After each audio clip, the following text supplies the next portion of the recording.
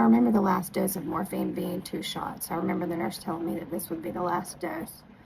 Emmy was 16 months old, and I remember holding her and our nurse giving her the 2 shots. And then the nurse put her stethoscope to Emmy's chest, and I studied the nurse's face until she gave me the solemn nod that my little girl was gone. And then followed the coolest fucking rainbow story ever. The previous day before Emmy died, I went to my phone and I checked my Facebook messages, and I had a message from another mother whose child had died of the same thing. Now, mind you, Emmy was 1 in a billion. So there was only at the time 7 total families ever documented that had dealt with this particular variant of this genetic illness. I checked my Facebook messages, and I had a message from a mother who said that she wasn't very religious, but when her little girl passed away, there was a huge rainbow over her house. And she knew that with the rainbow being the, symbol for peace after a storm, she knew that was her little girl letting her know that all was well.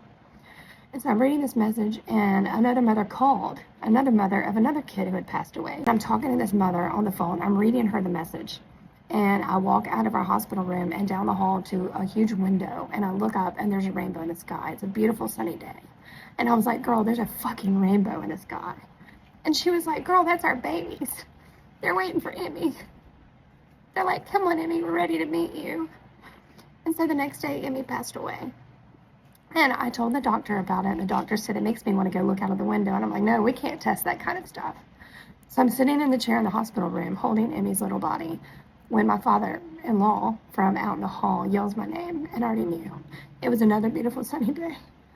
And I walked out the room and down the hallway to that same window holding Emmy's body, and there was a rainbow. And then there was this feeling of just absolute peace that washed over me, and I knew that she was okay. It would take 1.5 years after her death to push me to healing. I relived her death over and over and over, week after week, through EMDR therapy. And eventually, she pushed me to deconstructing religion and to healing the internalized homophobia. She pushed me to healing daddy issues. And she pushed me to writing a children's book. And I guess it's just all so surreal right now because I'm packing to move my kids and myself and my doggie into an RV. We're going to adventure the country, to go to more progressive areas of the country, to market my children's book.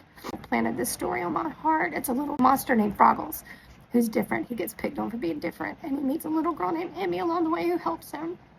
And he's sort of my inner monster, if you will. 3,000 books are about to hit American soil. I have a team of 2 who will be shipping my books while we travel around and road school and adventure and market my book.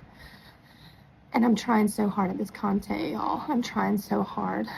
I'm kind of floundering around, but perhaps with her story that will draw in some, and those who are healing from loss or healing from childhood trauma or, trying to deconstruct religion.